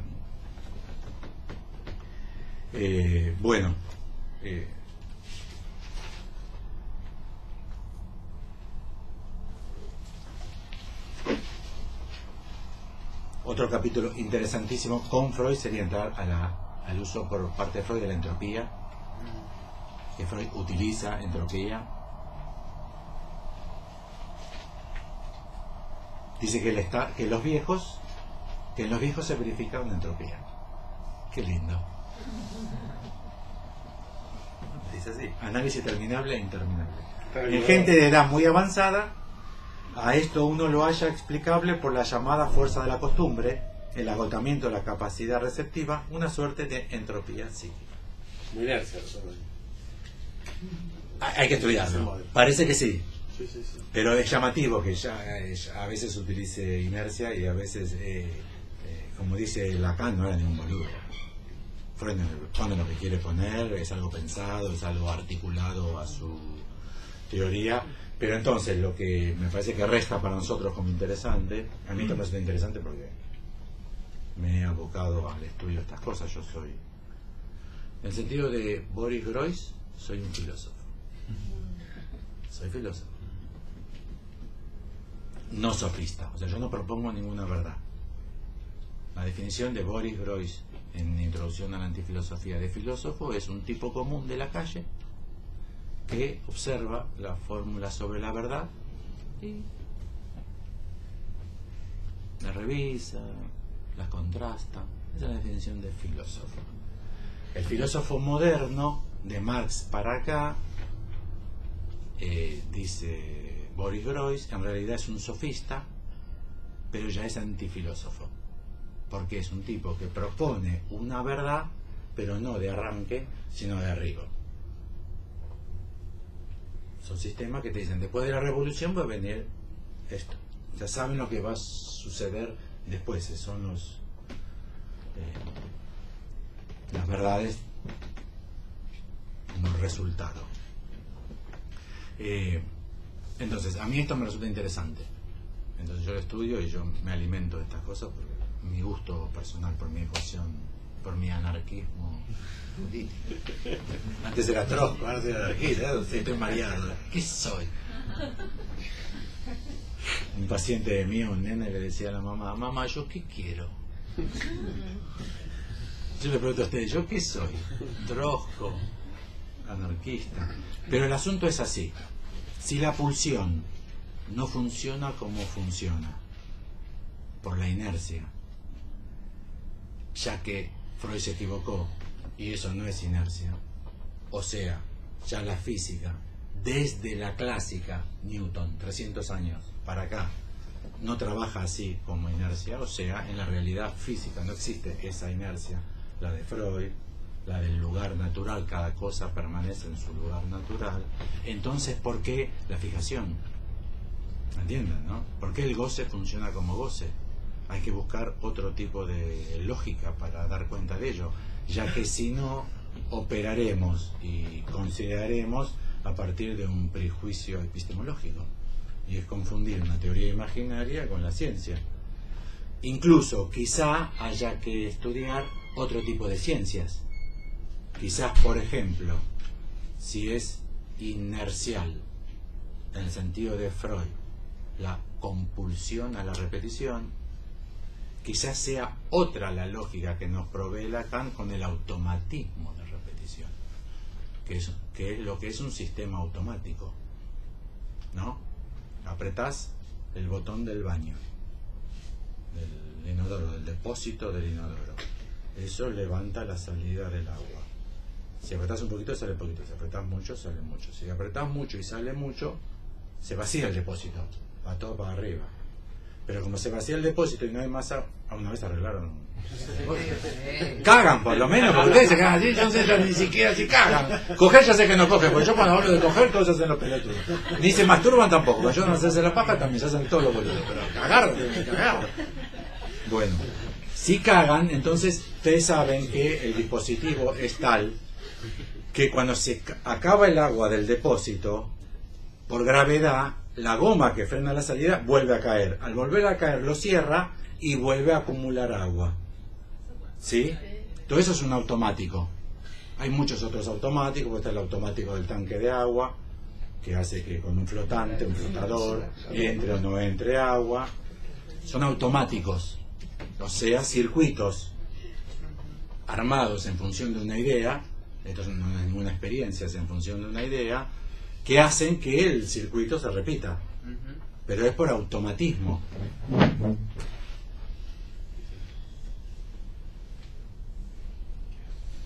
El circuito. Entonces quizá tendremos que trabajar con compulsión a la repetición, o sea, con física aristotélica, que es absolutamente imaginaria y no explica ningún fenómeno de la realidad física, misticismo, o podremos, ya que eso cae, o podremos aprovechar para dar cuenta del circuito. Por ejemplo, tomo pero no quería proponer esto, solamente es algo que ustedes vieron en Lacan desde los primeros seminarios, donde se puede pensar en la existencia de circuitos, y por eso Wiener entra en computación cibernética. Aparece en el seminario 2, donde esta lógica está muy fuerte. La ruptura epistemológica radical de Lacan es el seminario 2, y todo lo de física y matemática es el seminario 2, con lo cual para nosotros, para goce, lo que tenemos que salir es de la duermevela, de suponer que es así, porque ese es así, es una explicación falsa, ya que está apoyada en una idea incorrecta, que en realidad es una imaginación de un griego de hace 2300, 2400 años a esta altura. Pero si no es así, entonces podemos pensar que quizás todo el pasaje a la matemática sea salir a la búsqueda de un modelo avalado científicamente, el que propuso Freud creyó que era válido porque para él estaba avalado científicamente. No es que Freud lo sacó del arte o de las películas del cine de debate. Lo sacó de la ciencia, no hacía cine de debate Freud, hacía de la ciencia. Pero con lo cual quizás nosotros tenemos que reemplazar a la ciencia, que tenemos que trabajar con otra forma de concebir a la ciencia, con otra epistemología, que para colmo hoy, como yo les proponía, esto es inalterable. No hay nadie que hoy sostenga que haya posibilidades de ciencia sin matemática. Lo que pasa es que habría que establecer qué es matemática, y seguramente por algunos trabajos ya hicimos con Frege, que ya saben que no es fácil de distinguir matemáticas de lo que sea lógica simbólica moderna, o tampoco de rigor argumentativo. Tampoco no crean que se puede hacer un corte, o por lo menos hay muchos autores muy importantes del siglo XX que establecen que no es fácil decir que matemática no sea rigor o que matemática no sea lógica, con lo cual si la lógica es la ciencia de lo real, y efectivamente se verifica que hoy en física se dice lamentablemente no es buen matemático en física, o sea, y usted no tiene futuro en la física, no en la matemática. Si usted no es un soberbio matemático, ya no tiene opción en la física, porque no hay física hoy realizable que no sea a partir de desarrollos matemáticos. Todos los libros de divulgación de la ciencia, todos los libros de divulgación de la ciencia, y es muy interesante que todos estos tipos al año después del descubrimiento publiquen un libro de divulgación. Eso es un fenómeno. Esto es 1916, 1905, 1915, primero y segundo, esta es la 1916. Heisenberg, Bohr, todos escribieron su libro. ¿Por qué escribieron ese libro? Todos te dicen, bueno, pero se lo presento así en el aparato matemático. Todos en la primera hoja dice, tranquilos, tranquila gente, compren el libro tranquilo. Esto es sin el aparato matemático. Pero no es sin el aparato matemático. Física es matemática. Con lo cual me da la impresión que el rechazo de Lacan el rechazo a la matemática de Lacan nos lleva a dos problemas. Que nos quedamos por fuera de la discusión sobre las problemáticas científicas de la modernidad. Y segundo, nos quedamos sin explicación para los fenómenos fundamentales de la clínica. No, me quedé con lo primero que mencionaste sobre Einstein, la primera cita, y el de la de la intuición. Sí, la intuición. Es decir, como si antes, digamos, el aparato matemático, la construcción del aparato matemático, hubiera como una especie de idea, una intuición, que luego se formaliza matemáticamente y luego se verifica experimentalmente, digámoslo. No, pero no es lo que dice Einstein, ¿Cómo es eso? Se lo puedo repetir. Una nueva idea llega de repente y de forma intuitiva. Y este es el tipo de las ideas nuevas. No crean que es nuevo absoluto, pero son ideas nuevas. No se llega a ella a través de conclusiones lógicas conscientes. Pero, pensando en ella después, siempre puedes descubrir las razones que te han conducido inconscientemente a tu intuición. Y encontrarás una manera lógica de justificarla. La intuición no es más que el resultado de la experiencia intelectual previa. O sea, hay una experiencia intelectual y luego a partir de la experiencia intelectual es como pueden arribar las intuiciones. Sí, absolutamente. Pero es difícil asimilar la experiencia intelectual con la formalización matemática, con el aparato matemático. ¿Por? Porque si no, uno debería pensar que hay un aparato matemático, en el caso que lo dice Einstein, ¿no? Inconsciente, que lo lleva a la intuición y luego descubrir ese aparato matemático previo a la intuición. No, pero pará. Dos cosas. Primero, él está hablando de él, de cómo le llegó a él la intuición, y él ya tenía 25 años y había estado estudiando matemática de varios años antes y física de varios años antes, o sea, él tiene formación. Pero además, otro problema es que la matemática, la lógica, el número, la argumentación racional, vos decís que no está en lo que llamamos tesoro del significante, en el tesoro de la lengua. Es muy difícil sostener que no. ¿Habría alguna lengua donde no hubiese 1, 2, 3 y muchos, adición y sustracción? Lengua natural. Bueno, según Freud ese concepto hay números. No, pero digo según los estudios históricos sobre lenguas, sobre todo tipo de lengua. ¿Existe una lengua sin 1, 2? No estoy diciendo el número natural en el sentido en que nosotros lo conocemos como infinito potencial. 1, 2, 3, coma, puntos suspensivos. Yo dije 4. 1, 2, 3 y muchos. 1, 2, 3 y muchos. Es lo que se conozca. IFRA es el mejor autor para estudiarlo. IFRA. Historia Universal del Número. IFRA. Es el que yo cito en otro Lacan. No hay ninguno de nosotros parte sin matemática. De hecho, hoy es muy notable en el mundo moderno que ninguno de nosotros parte sin rechazo a la matemática. Somos todos antimatemáticos. Nadie quiere saber nada de la matemática. Es muy evidente. En los colegios secundarios ya es catástrofe. Catástrofe. Con lo cual ahí me parece que no hay ese punto de partida sin... Por eso digo, ¿te acordás que dije al principio? Hay que aclarar un poco qué es matemática. Lacan no hace cuentas. Y no propone hacer cuentas con ningún paciente. No hace cuentas. No hace cuentas. Pero hay que ver si matemática no significa siempre. También hay autores que lo sostienen, especialmente lo que hacen filosofía de la matemática, que siempre implica lógica y que quizás es un modo de la lógica la matemática. René Guittard, que trabaja tanto a Lacan, Certeza y extrañeza, Descartes y Freud. Es un libro sobre Lacan, pero se llama así. Certeza y extrañeza, Descartes y Freud.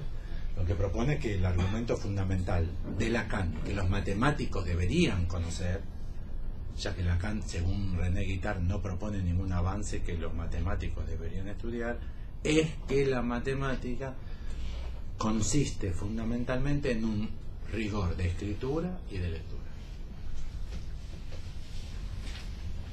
Habría que especificar qué es rigor, qué es escritura, qué es lectura. Obvio que en estos temas tan complejos y tan vastos, cada vez que avanzas con un término, habría que dar una conferencia de 2 horas sobre el término, ¿no? Pero quizás ese estado no lo hay.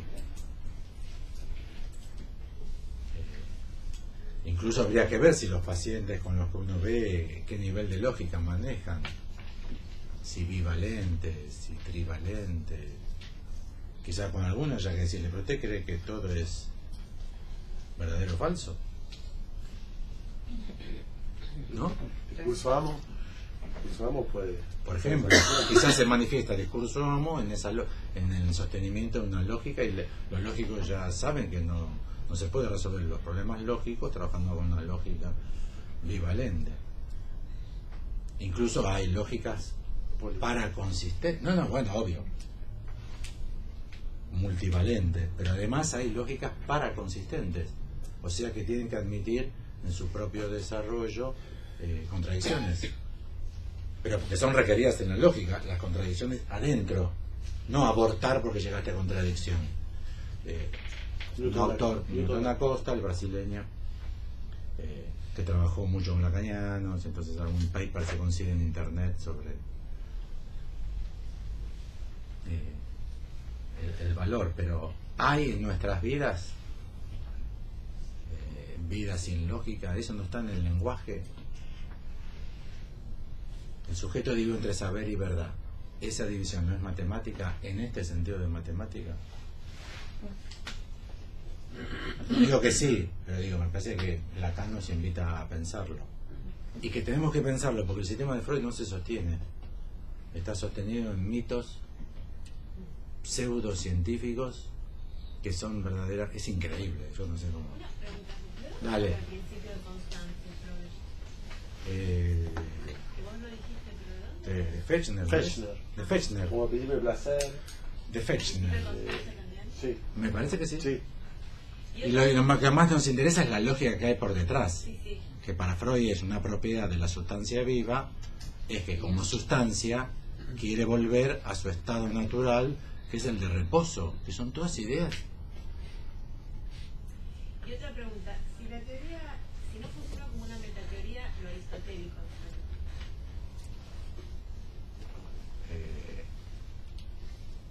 Se me armó la pregunta. Sí. Es muy difícil para mí. Yo lo que logré yo en estos meses es salir de Freud. Yo pensé Lacan cuántico, Freud newtoniano. Y ahora me di cuenta, después de todos estos meses, que Freud es aristotélico. En la conferencia del sueño de Aristóteles, que da Lacan en la UNESCO por el aniversario del 2300 aniversario de Aristóteles, a los psicoanalistas los llama Freud o aristotélicos.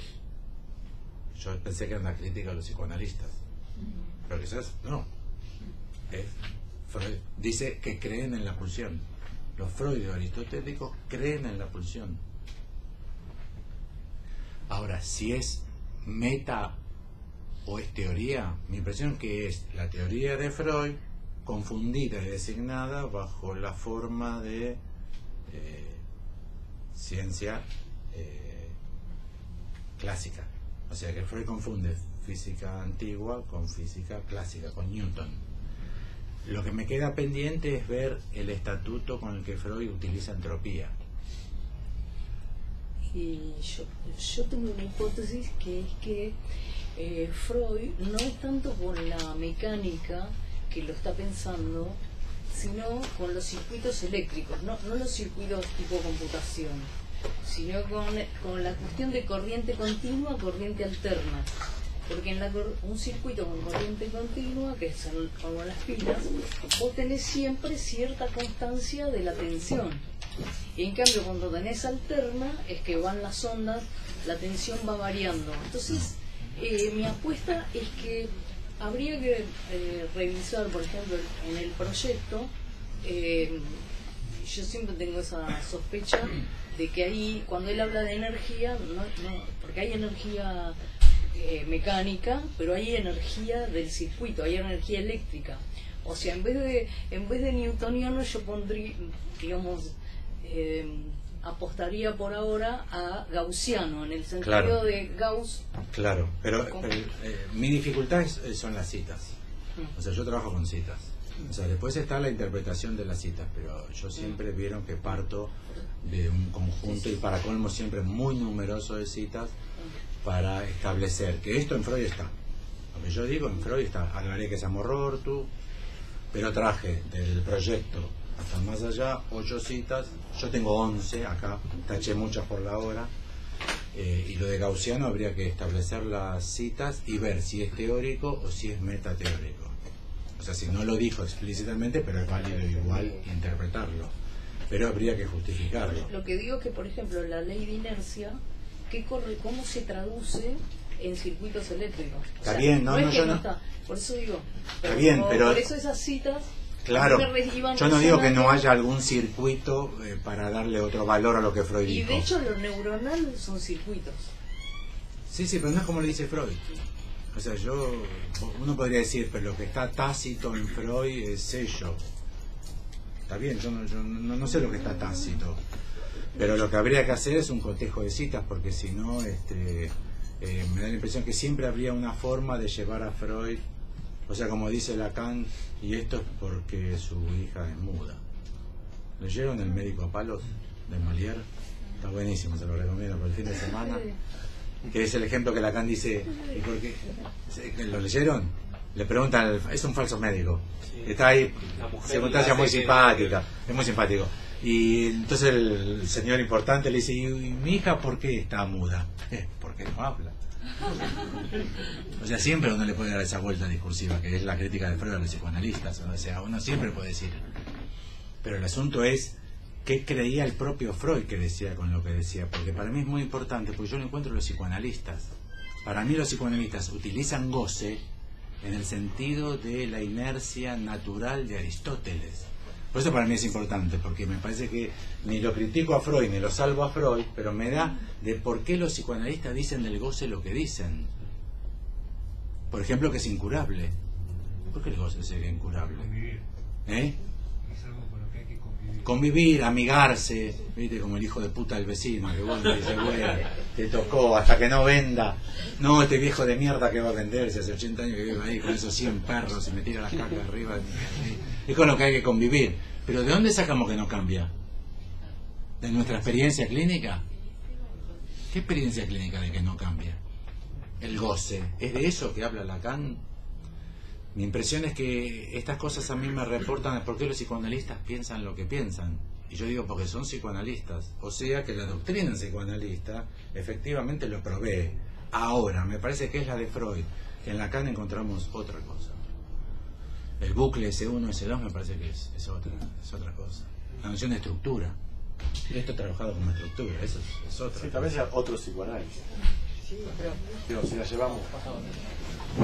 Bueno, gracias.